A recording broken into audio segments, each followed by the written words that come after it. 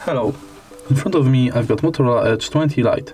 In this video I'll show you how to use Google Maps offline. Firstly, open Google Maps, tap button in the right corner and tap on Offline Maps.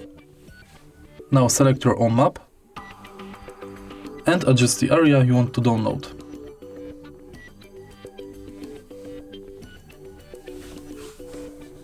Wait until downloading process is done. Enter your map. Now you can turn off Wi-Fi and navigate in downloaded area.